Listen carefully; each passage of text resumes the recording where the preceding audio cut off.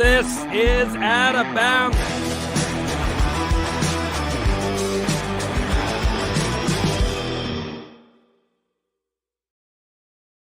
This is Out of Bounds, another Monday evening for the weird, wacky, and wild, and borderline interesting in all of the sports world. That's me, O'Brien. I'm John Alba. Oh, boy, what are we? Let's say April 17th. Midway through April, Mia. How about that? Time is flying by, John. 2023 looks good on you and me. Yeah, quarter one in the books. Now we're heading into the second quarter. The load management starting to get the best of us here. Are you feeling rejuvenated after being on the bench for a couple weeks? Like you getting your legs back underneath you? I'm getting my voice back, so that's a positive. I would say in terms of my actual body and getting all the things done that I thought I would get done during my tonsillectomy hiatus, not so much. There's still several house projects and things like that I was like, oh yeah, I'm gonna have tons of time to do it then.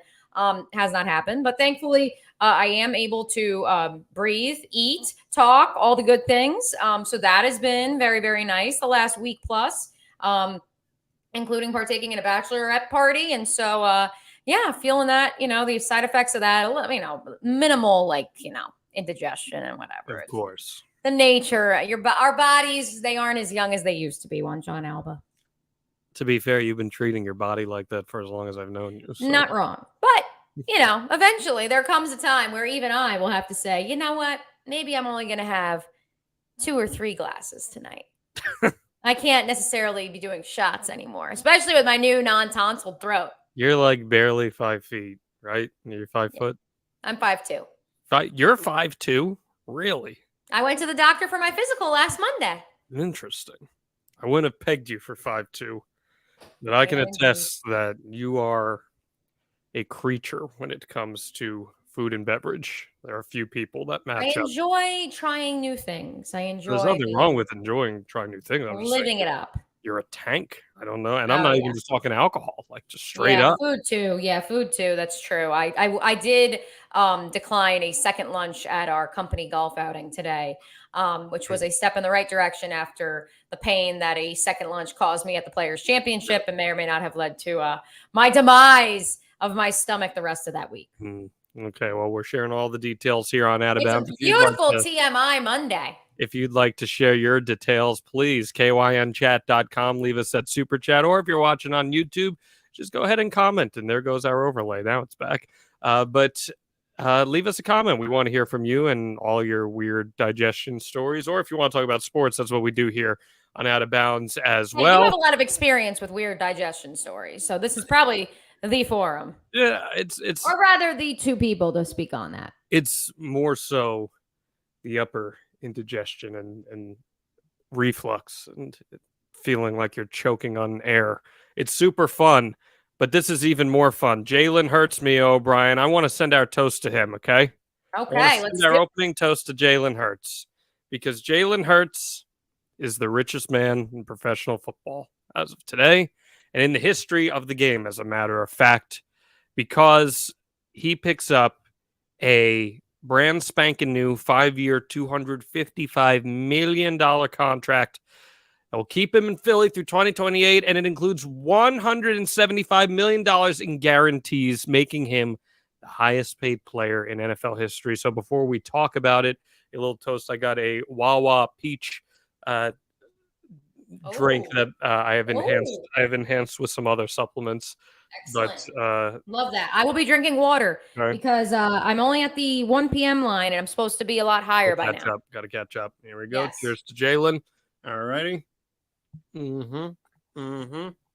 Okay, so I ask you, Mia, with that all said here, who looks dumber here?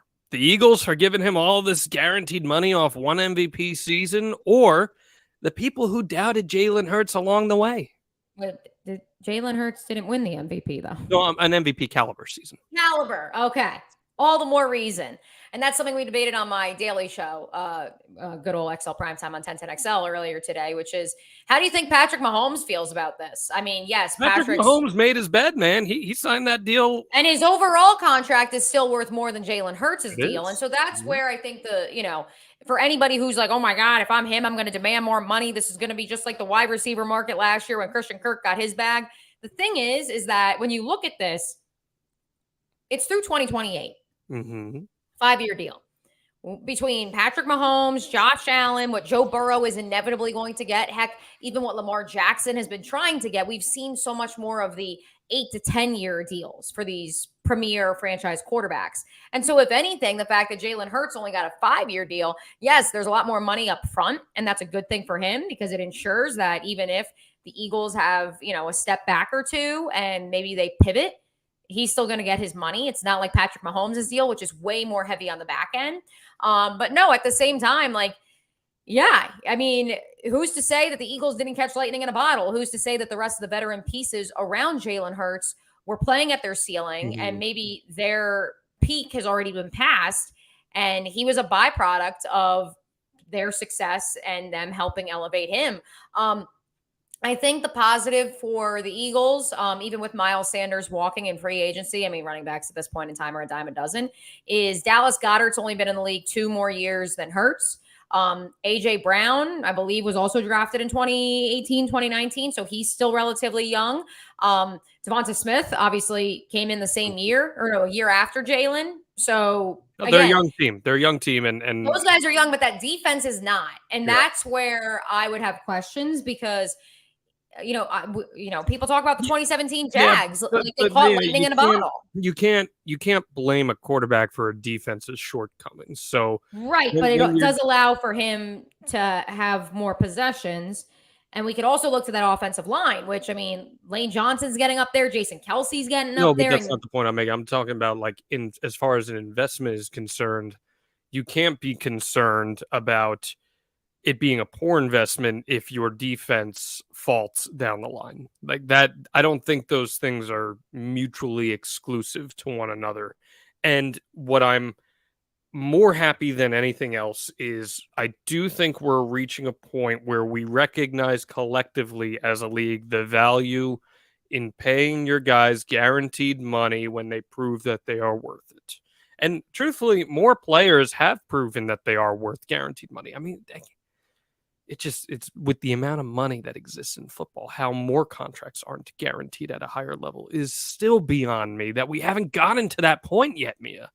So who is most upset about this Jalen Hurts deal? And why is it Lamar Jackson or is it someone else? Lamar Jackson. I would agree with that. Lamar Jackson certainly has a gripe to be served, but there is somewhat of an age difference, not all that much, but there is somewhat of an age difference there, and Lamar's body has taken a little more beating. But I do want to go back real quick to the point here. Do the Eagles look bad for jumping the gun and making this investment? And it is a lot of money. Or is this really we're saying, hey guys, you doubted this Hurts character for X amount of years. Keep in mind, this guy was pulled from the national championship game at the collegiate level. And they said, oh, he's not even worth being a second-round pick, let alone a first-round pick. And look what this guy's accomplished, even with a rookie year that saw him fumble the ball 9 times, Mia. I think the doubters have been officially proven wrong with this contract, regardless of how it plays out. And knowing the cost of $1 and the cost of doing business in the National Football League, what other choice did the Eagles have? I mean, you look at what is going on in Baltimore right now. The other option is you tag him at the end of this year, and then you tag him again and you hold him against his will without making the money that perhaps he even merits, because perhaps he merits more money than what the franchise tag suggests. And so, I mean, that was the other option. And you look at the discontent and the entire team in Baltimore that now doesn't know who their starting quarterback is. I mean, maybe they do because Odell Beckham clearly thinks that it's going to be Lamar. But the malcontent and the bad PR, do you really want to sign up for that if you're the Philadelphia Eagles, if you do that? Well, and on top of that, too, you may as well get him signed now, because if we're to believe that these contracts are going to keep going up, up, and up, and up. And if we're to believe with the TV deal coming in next year with the Amazon money, it's going to kick everybody's cap up 50 mil. So if we're to believe that we're going to see even more increases in the next few years, why not make this deal now? Why not? And you still And you get ahead of, I hate to say it, you get ahead of the Joe Burrow, Justin Herbert deals that are coming. Yeah, and I would expect those are going to be mega deals as well. I don't think Jalen Hurts is going to be the highest played player in football for a very long period of time. And moreover, the fact of the matter is, unlike Justin Herbert, Joe Burrow, and Tua Tagovailoa for that matter, you don't have the luxury of the fifth-year option. And so you couldn't kick the can any further down the road if you hope to get a long-term deal done. So no, I think this is good business on both parties. And so, you know, it literally is the cost of doing business. If anything, I would have been curious being in the negotiating room, the 5-year versus the 10-year deal. I mean, I also think when you're a quarterback like Hurts, who is one of those dual threat quarterbacks, your body tends to take. But then what's Patrick Mahomes? Well, I think Patrick unicorn. I think Patrick Mahomes is a freak, and that's part of the thing. And listen, you can make an argument there because Patrick Mahomes' body has taken one hell of a beating as well. The dude won a Super Bowl on one leg this year. It's just the reality. But I also think Patrick Mahomes, with all due respect to Jalen Hurts, is a once a generation kind of athlete that comes along. And the reason is his dad played baseball. So I think that's a huge element that has to be considered when you're dishing out a 10-year What's going to be the fun fact about the Kelsey brothers one day? I feel like I wanted to respond with something about them because I feel like that's the next logical step. Did their dad, like, was he the guitarist in a band? Like, or their mom was bakes just a very cookies. nice person. Yeah, she's a very nice woman and she bakes cookies. Something like that. Thank you, Blind Dragon Paladin, for the kind words again, guys. If you want us to read your chats on air, send us a super chat right now on YouTube or kynchat.com. That's where I stand on this Hurts stuff, and that's not the only moving piece in the NFC East, is it, Mio? Bro? No, talk about the money that the Washington Commanders are in line to be sold for. The saga is almost at its close, folks. Devils and 76ers owner Josh Harris agreed to purchase the Washington Commanders from Dan Snyder in the largest acquisition in sports history, a $6.05 billion deal. John, Dan Snyder's a pretty crappy human, but let us give him his obituary, his requiem. Does he go down as the worst owner in major American sports history? First off, I want to say this too. There was a report that came out this week that suggested that NFL owners were upset with the $6.05 billion deal. They wanted more, or they were upset? They wanted more. They thought that the franchise could have fetched more. And I'm saying to myself, what worth does this Washington franchise have? What equity does it have coming out of Dan Snyder? Not a whole lot.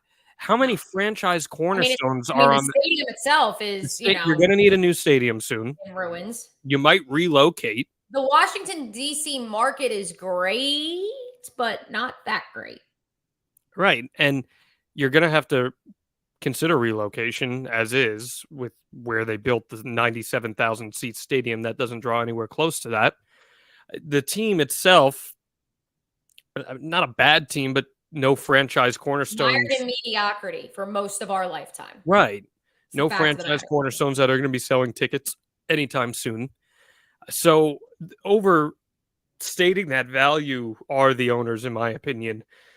But as far as Snyder is concerned, I think it goes without saying, and I don't think it's recency bias to suggest this, that easily the most controversial owner of the last 25 plus years in American sports, one who did sustained damage within the foundation of his franchise, the image of his franchise. We're talking about a guy that adamantly refused to change the name of his franchise when there was objection as to it being a potential racial slur.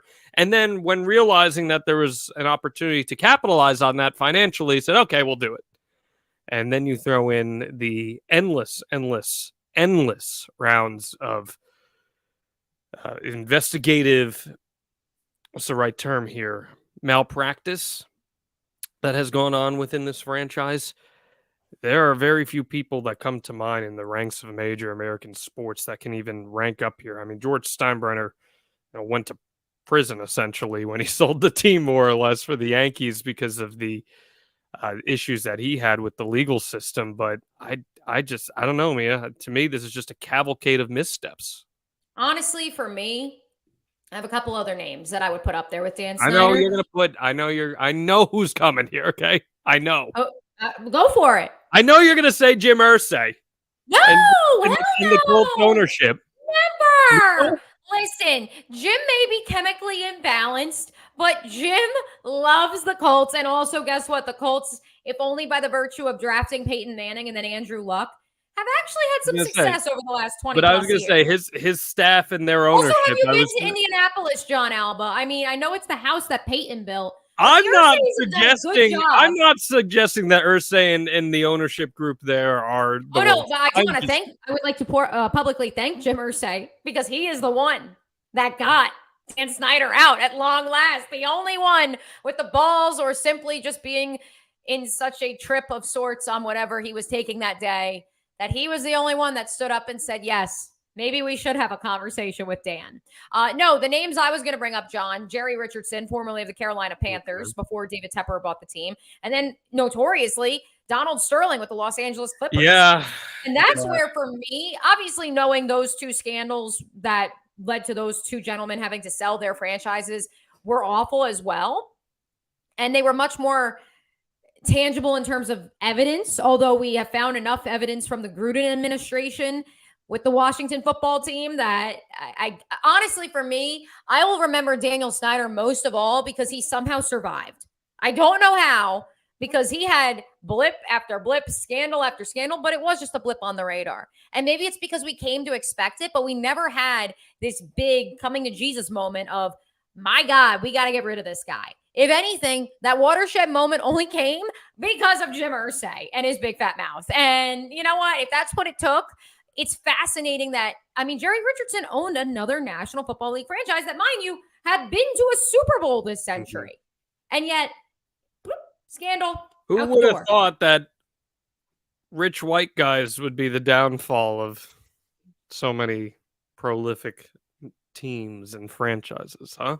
I know. I never would have thought that ever, you know? But no, I'm very curious. I also am very excited for Magic Johnson to be a part of Josh Harris's controlling group, because I want to know if he's going to tweet about the Washington football team now. Let's also talk about how Josh Harris now owns 3 professional sports franchises on the Eastern Seaboard. Pretty prominent. In 3 different markets.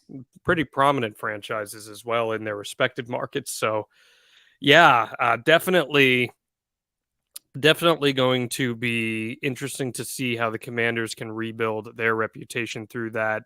What will you remember the Washington Commanders and Daniel Snyder era for?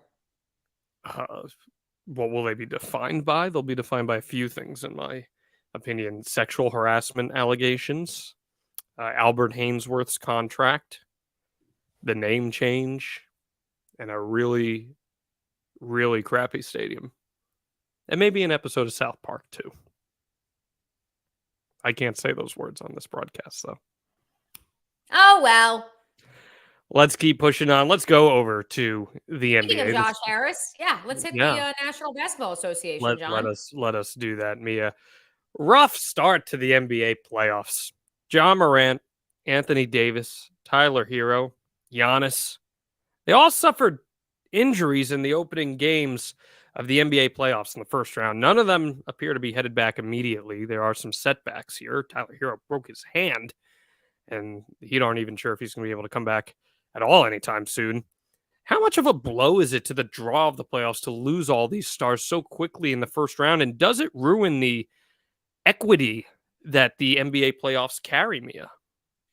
Is it bad that I was scrolling through Adam Schefter's timeline because I got the notification this morning for the official diagnosis from Tyler Hero, and it was from Schefter? Thank you, Adam.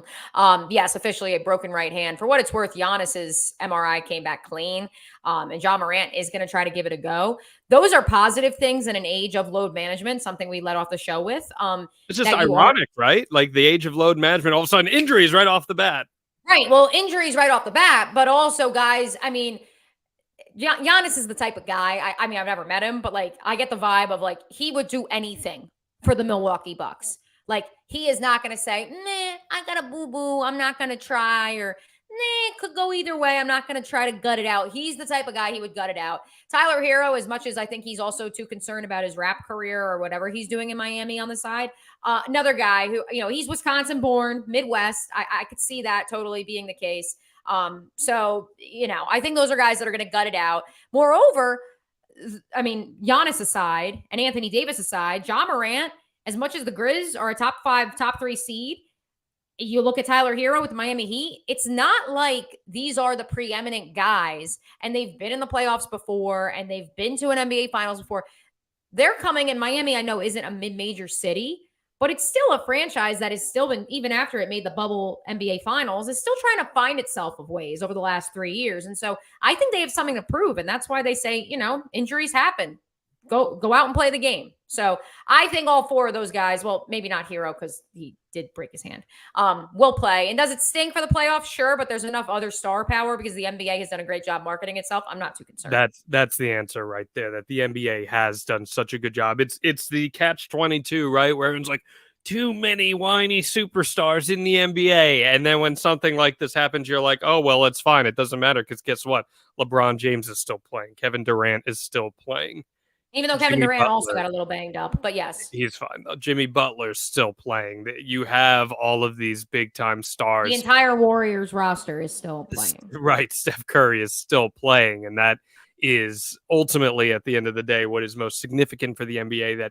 Could it stink if we get to a point where, we get to an NBA Finals and it's, I don't know, like the Grizzlies and, the Heat, we could do, but you'd still have Jimmy Butler and you'd still have Jaren Jackson and some of the other dudes down in Memphis. If you were to get to a scenario where you have like these 2 smaller market cities and they're in the finals and the preeminent star isn't there. But I think most of these teams, for better or worse, LeBron proved you can't do it alone. You at least need 2 tier 2 guys with you, whether that's Kyrie, and who I don't think is tier 2, by the way, and Kevin Love, or if it's Anthony Davis or whoever it is, you cannot do it alone. Giannis saw that firsthand. Anthony Davis cannot stay on the court. No.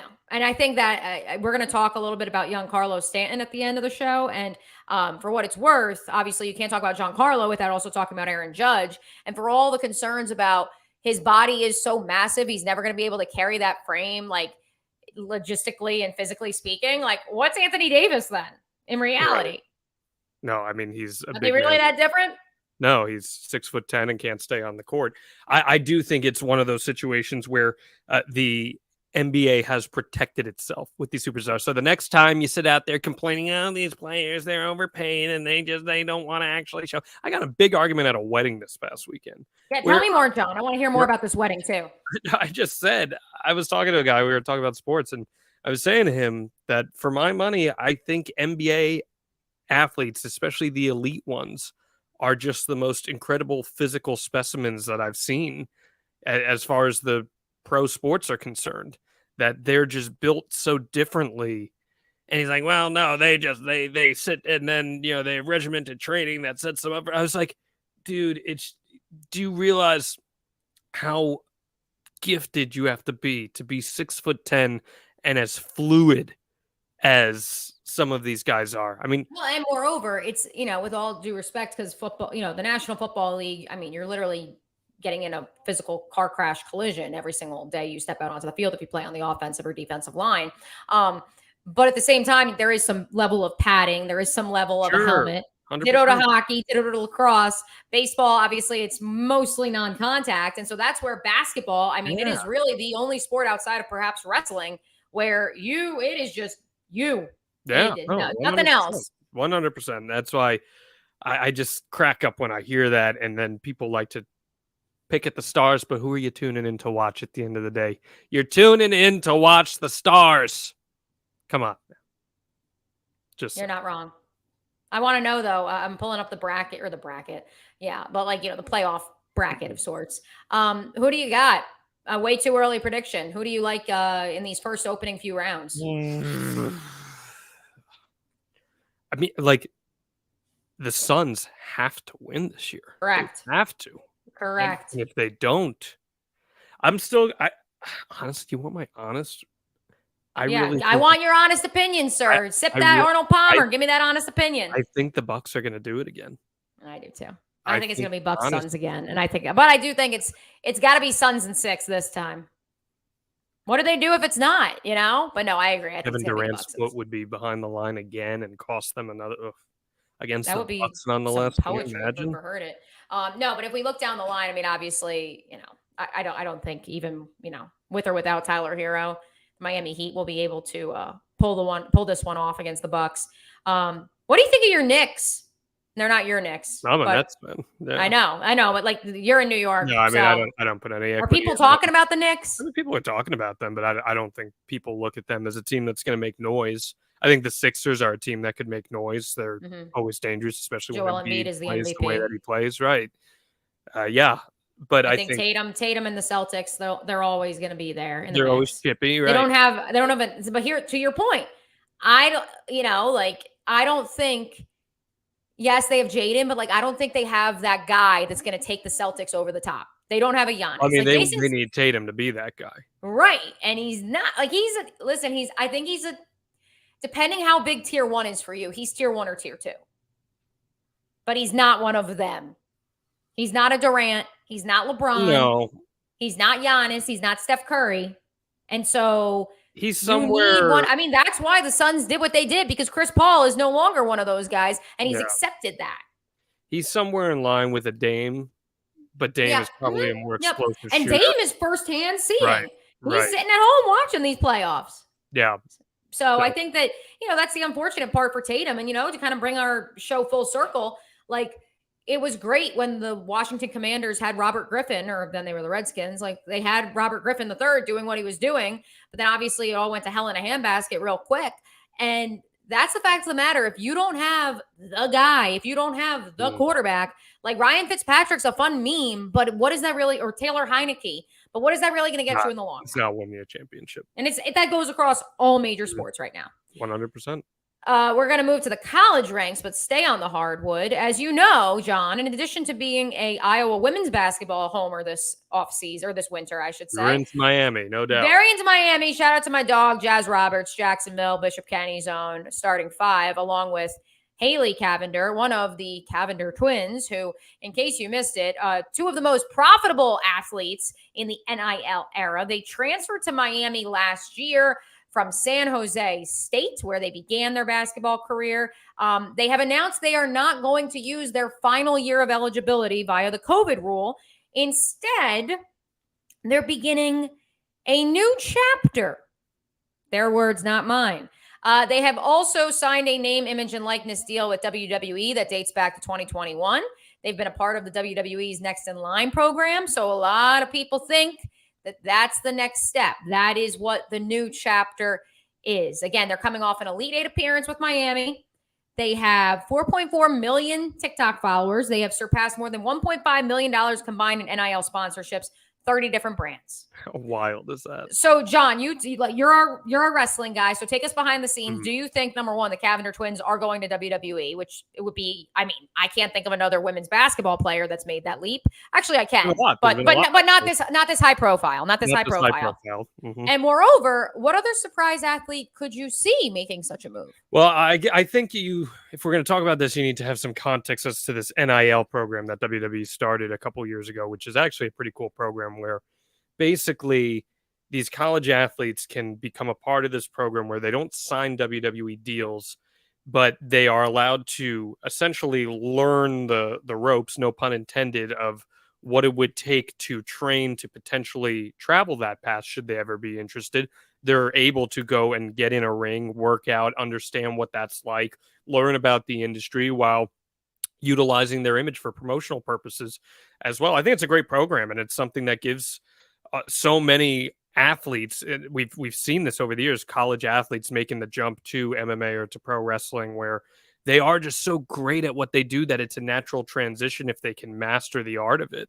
So I think the Cavinder twins, from a marketability standpoint, they've got everything that you want, right? Aside from just their social media following, they got a great look that in an industry like that can take you a long way. They have the uniqueness of being twins, which is something that can take you a far way. So should that... They have a podcast? They have a podcast. Should that be the path that they want to take? I think they'd be very successful in that. So my question is, physically, going from playing women's basketball to It's very competing in. different. It's very Yeah. different. That's the part that for me, because to answer that second part of that first question I asked you, what other athletes could you see making the jump? I mean, George Kittle is already like 1 foot in Oh, the yeah. ring. Pun absolutely intended. He already has the plan. Like, I mean, him, Pat McAfee, the plan is there. But there is some logical steps to going from playing the sport of football or even the sport of Olympic wrestling to go to WWE. Women's basketball WWE is fascinating. It's the football players are the interesting ones who try to take on pro wrestling because their bodies are so beat up. And you would think they'd be hesitant to throw their body through even more hell. Like when Rob Gronkowski signed with WWE for that period of time, I couldn't believe it because I'm like, this dude's body is so broken down. How is he going to throwing yourself? Here's the thing. So when you fall in wrestling, it's called a bump. And the idea of what makes a bump so crazy is that if I were to push you right now, Mia, and you were to fall backwards, your natural instinct would be to get your arm back there to brace your fall, right? Like you'd want to try to protect yourself. When you're falling in a ring, you are taught not to brace your fall. You have to learn how to properly flatten your back, hit the mat, and then release that kinetic energy throughout your body into the rest of the mat. And for athletes like football players, it's so crazy. For a women's basketball player, I think they can be taught that very much. I honestly think those are the athletes that probably have a little more of an advantage if they can get the cardio down, if they can get some of those elements down. But yeah, I actually think they would be very successful if they take this path. They also are 5'6" guards, so I'm curious. Again, take I us don't think behind the that would curtain. be. Yeah, I don't think that would be of any concern. Does Like, that help? Does it hurt? I mean, in the world of pro wrestling, the taller you are, the better you are in terms of marketability. But like, Interesting. Okay. there are plenty of short. I didn't women. know if it was like it sounds bad, but like horse racing, you need to be No, little. no. Well, there's plenty of short women who've had very successful careers. So I don't think that's necessarily something that will hold them back. If they were men and they were 5'6", it would definitely put them in a bit of a corner. But I don't think that's going to be the case. Pun intended. Right. I mean, I'm just looking for more larger than life athletes. Like you knew Pat McAfee was going to be a perfect fit for that sort of And arena. you know George Kittle is going to George Kittle will be a perfect thing. fit for something like that. Giannis, I bet you, here's a bet.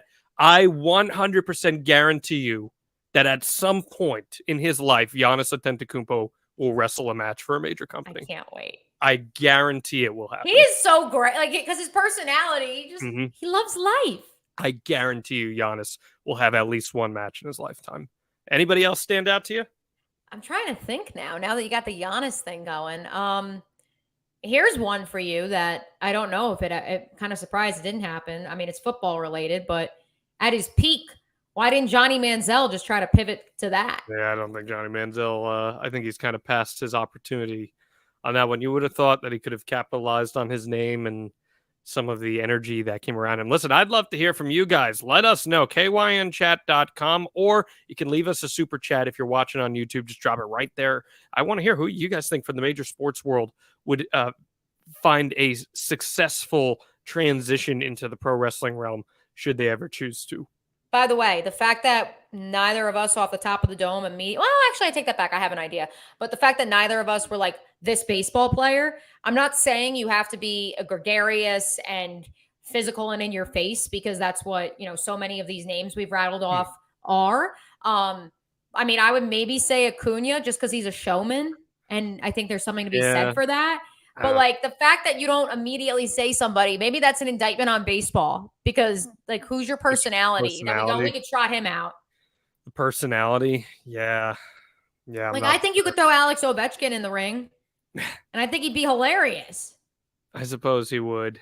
Yeah. I'm not sure baseball has a larger than life personality that would fit. And there are a lot of diehard wrestling fans in baseball too. I've worked with several at MLB Network, but it is just like, if they had like a Sean Casey or a Kevin Millar, that would like a Kevin Millar would have been like perfect for that sort of arena, Kevin would, yeah, that's a really good. That's a good. And he was another one.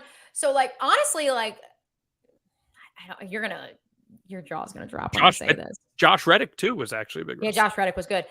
No, as you say, Kevin Millar. I think 2002, 2003, 2004 Yankees, Red Sox. Aaron Boone.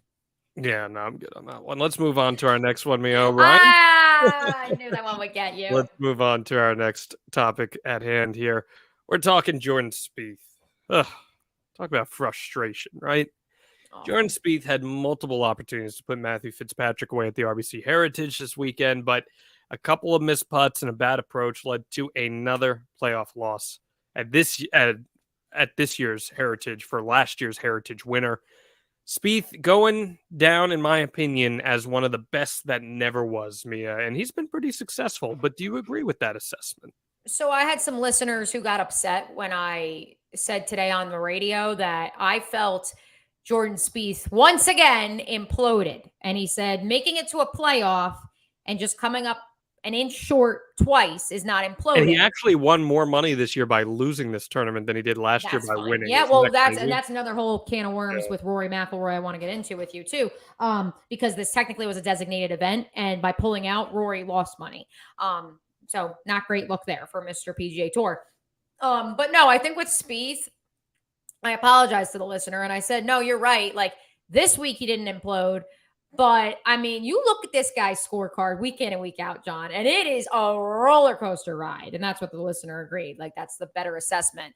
I mean, buckle up because he's going to pull ahead. He's going to bury himself into a hole. He's going to come back. He's going to have some inexplicable hole out that you're like, how did you do that?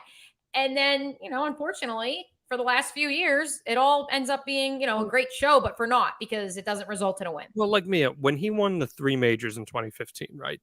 And everyone's like, all right, we've got our next Tiger. This is it. This is the guy. What's the one thing that he doesn't have that Tiger did have throughout his career? Personality. I'm just kidding. No. The killer instinct, right? Yes. He has never been able to just put it away. And this is a successful golfer.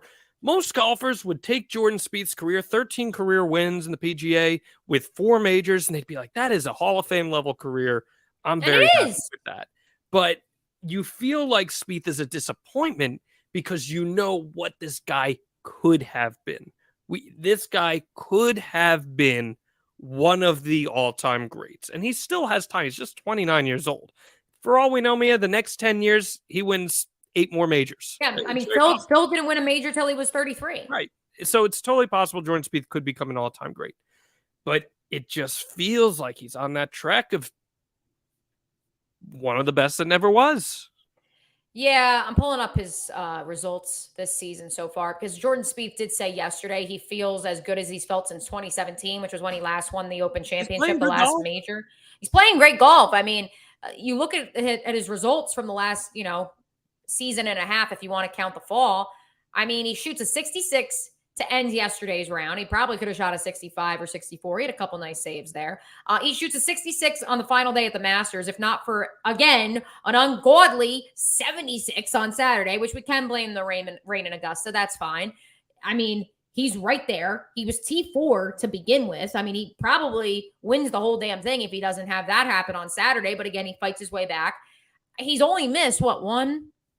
He's missed 2 cuts this year since the President's Cup, which for him is huge because last year, again, it was all over the place. You were either T5 or you were getting cut left and right with Jordan Spieth. Mm-hmm. So his worst finish this year, this calendar year, I should say, not including the Pro-Ams, T19, John, at the Players' Championship. So do you believe that we will look back at Jordan's career and say, oh, what he could have been? No, because he has never really, outside of losing his putter over the last 5 years, he has never suffered a significant injury. I've really actually enjoyed Smiley Kaufman on the broadcast crew for NBC. And that's a guy who his body failed him. Tiger Woods, I mean, he's only 47, but he's 47. Obviously, he got a jump start on his PGA career. But his body is failing him. And even Rory McIlroy, there's a lot of speculation of, is he hurt? Is that why he pulled out of this week's contest? You also look at how Jordan Spieth plays, John, and we'll get to this with my Beast of the Week.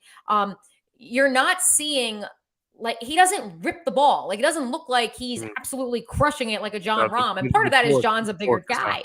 The torque is not there. I agree with that. Right. And so that's the beauty of Jordan Spieth. Similar to Phil Mickelson. Like, Phil didn't rip through every ball, like where, he was exerting such force and he was in the gym and he didn't start lifting until what? He was like 40? I mean, he probably lifted before that. But like in terms of like the weird emaciated faces that he makes now, like that's a recent thing with Phil. And so that's where I think Spieth's best golf could very well still be ahead of him. I hope it is. Has it been a disappointing 20s? Yes, but his 20s look like a lot of our 20s. We had highs and we had lows, and we're gonna just keep trucking along. We had highs early on in our 20s, and then then we got like lost there in the middle. But that's the beauty of turning 30. The best is around the corner, and I believe that is true for Jordan Spieth. Well, speaking of injuries, I don't know if the best is around the corner for this man, John. Giancarlo Stanton thought he hit a home run Saturday. He starts walking to first base. Turns out it wasn't a home run. It went off the wall. So then he tries to sprint to second, and he strains his hamstring. He has played, John, in approximately 50% of the games that he could have played in during his Yankee tenure so far. Is being injury cursed a real thing, or is this part of Stanton's physical makeup and we're just seeing the byproduct of it? Did you see this play? No, I was at a bachelorette all weekend, so I didn't get to see it. It is worth watching because he crushes the ball off the bat. Everyone thinks it's gone. He starts walking. Kind of stands there, watches it, starts walking. Michael Kay calls it a home run on the broadcast. It didn't even go off the top of the wall. It went off the bottom of the wall. It just died in midair, and it didn't carry the way they thought. So he starts sprinting, and then he comes up. He gets taken out for a pinch runner, and then next thing you know, on the IL, strained hamstring. Second strained hamstring with the Yankees. Last year or 2 years ago, he had one, and he missed about 40 games due to it. So I imagine it'll be something of that nature. It's crazy because this is a guy that dramatically changes your lineup when he's in it and he's playing well. Dramatically changes it. He gets Aaron Judge to see more pitches. He gets Anthony Rizzo to see more pitches because teams are afraid to face him when he's on. But as you said, he's played in barely 50% of the games that he's been eligible to play for the New York Yankees since the trade in 2018. That is problematic in every which way. Do I believe that the injury curse is real? I'm not superstitious, Mia, but I'm a little stitious when it comes to instances like this because there are just some guys that for whatever reason cannot stay healthy. And it's not like this is consistently one thing for him. Yeah, because it's something different. One time it's the hamstring, then it's his calf, then it's his oblique. I understand he's a big built man, but at some point you got to be asking what is going on here. And I think it's also reflective of the respective team's training staff to figure out what is going on here. What say you? Especially because the Yankees have how many players on the IL right now, too? A lot. So and they had a lot last They called year. me about playing right field last year.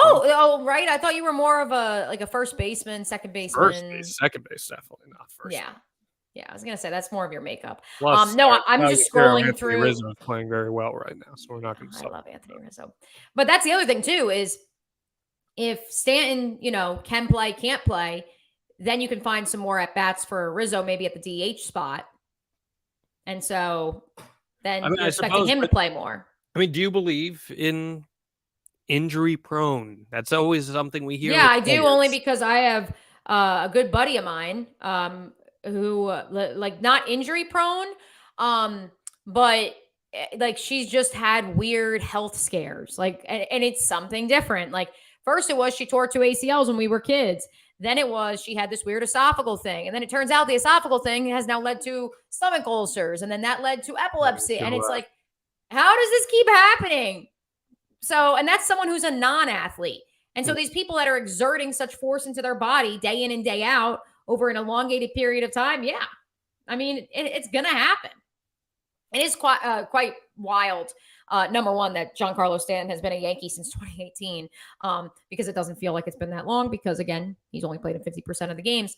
But secondly, 4 more years on that contract. He has only played, John. He's been in the in Major League Baseball since 2010. How many times do you think he's played more than 145 games? 3. You would be correct. His first season in New York, his last season in Miami, and then his second season in the league. Yeah, the MVP season. That's what they sold him on. Yeah, that all sounds about right.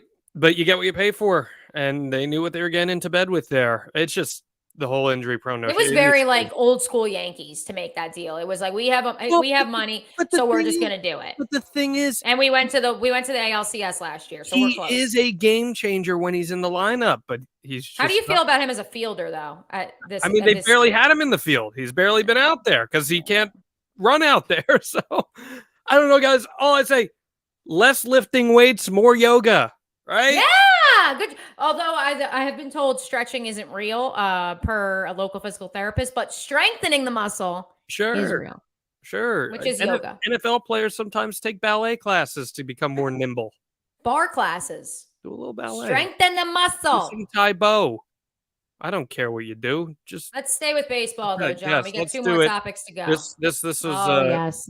This was today, the 127th Boston Marathon. I'm not even going to bring up running here because running makes me exhausted just even thinking about it. But congratulations to everyone who ran in the Boston Marathon. Always a cool event.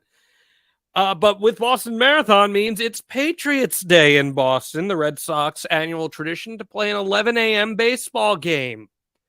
And with the pitch clock, if the game goes well, you might be done before 1:30. You can go get some lunch. There's people still out there running, and you're done with the baseball game. There you go. There were some rain delays this year, unfortunately, so that did not become the case. But during one of the rain delays, the fans out in right center field there in Fenway Park.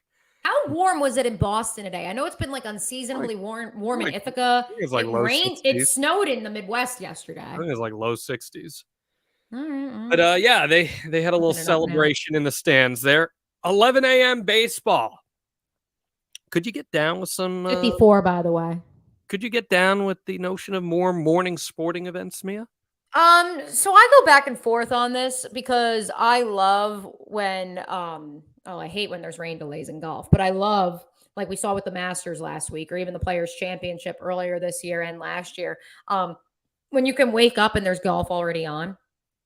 And I know there's a lot of folks out on the West Coast that love that you can wake up on an NFL Sunday or a college football Saturday and there's already football on.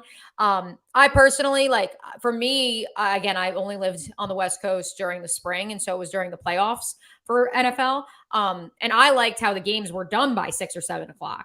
And so that's what's curious with the baseball is if it's done at 1 or 2 o'clock. I mean, granted, it's a Monday, but then you get the rest of your day. You got to wake up a little bit earlier, but then you have the rest of your day. So yeah, I think there's some notion to it. I'm very excited. Obviously this is a holiday. So I would think the TV ratings, and because folks up in the New England area have off from school and off from work, I would think that the ratings are decent. But I don't know. What say you, John? I just can't imagine athletes are in favor of an 11 a.m. start time for any sport. Well, wait, so let's go back to actually Tiger Woods because of the Masters rain delays and because he was in the early and the late group, they said for that early tee time, the Thursday of the Masters, he had to get up at like 3:34 in the morning to get worked out and ready to go. And I'm sure baseball players would have a similar situation. And I know I always groan if I play around a golf and they're like, I made our tee time. I'm like, oh, what time? They're like 8:30. I'm like, like I am not my mortal self at 8:30 in the morning ready to go play around a golf. I'm sorry. I'm just not. And I'm a scrub. So I can't even imagine pro athletes, what they have to go through in that sense, where they got to get their bodies ready to be at full steam ahead at 11 a.m. Like you're a baseball player, you're a pitcher, and you're expected to be throwing 99 at 11 in the morning. I don't know. And this isn't just baseball, but I wouldn't hate if we had this every now and then. Imagine if hypothetically NBA on Christmas, the first game tipped off at 10 a.m. and you've got Christmas basketball all day long from 10 a.m. to 8 p.m. where it's just look at what college football Saturdays are. I mean, even living in the Midwest for 3 years, game time started at 11. Yeah. I mean, it was great. Aside from when I had to work the games, because then it was late night Friday night football, and then you're up at 7 and do it again the next day. Yeah. But no, it was nice because if you did have that 11 a.m. kickoff, you had the rest of the day to watch the rest of the games and enjoy yourself. All right, Mia, Beast of the Week time. I want to know who or what was just the most beast thing you saw in sports this past week. So I alluded to it earlier in the program a little bit. I was going to say, I'm calling an audible, John. Okay. Alba. But I was going to say Matthew Fitzpatrick because this little man, I mean, and he's not little because that sounds mean, but he is little. Matthew Fitzpatrick clocks in at 5'10", 154, soaking wet. 5'10". Yeah, but have you seen this guy? I'm just saying, I'm 5'10". Okay. My boyfriend is 5'9", and it doesn't like this. Matthew Fitzpatrick is a very soft, small frame. Okay. But when that guy unloads his backswing, he crushes it. I don't know how, but he crushes it. However, I'm calling an audible. Did you see what happened in the University of Florida baseball game on Sunday, John? No, I did not. Have you heard of Jack Caglione? Nay. So he currently leads college baseball in home runs. He is also the modern day college football version of Shohei Ohtani because he also is a pitcher. In yesterday's game, in which the Florida Gators overcame an early deficit and defeated the Georgia Bulldogs, Jack Caglione, let me preface this by saying that Florida's relief pitcher who came in for Caglione gets thrown out of the game by the umpire because he was excessive celebration. Jack Caglione then hits the game-winning grand slam. Nuts. But then he just didn't celebrate, John. Google it. It's great. He just stone-faced, crossed home plate. Everybody else is like cheering, and he just literally just goes and penguins his way back to the dugout to in ensure celebration. Not be thrown out for excessive celebration. I like that. I'm gonna go with DeMar DeRozan's daughter. Have you seen this? This has been awesome. Upset me though. No, but I'm about it. I love her, but I'm all about the DeRozan. These idiot fans that are trying to harass her because she was doing what every other small child has done if they've supported a sibling at a high school basketball game. Players at the free throw line, she's shouting, trying to get them to miss. She screamed, I should say. It was great. I loved her, but then it was upsetting to see that they had to call in like stupid fans ruin police to like escort this little girl out of the building. That's why I'm giving her Beast of the Week, because you keep shouting. Yeah, if we're gonna sit here and be blind to fans do so much worse than that while they're in the stands. I'd rather that than someone shouting a racial slur or obliterately falling down over a couple of different rows because they can't stand because they're so belligerent. I'm about this. Mr. Rosen, you're my Beast of the Week. That's all I got to say. This has been Out of Bounds here on Know Your News. Check with us every single Monday night here, 6 p.m. Eastern Standard Time. She's Mia O'Brien. She's hydrating. I'm John Alba. I'm dehydrating. We'll see you next time right here on Out of Bounds.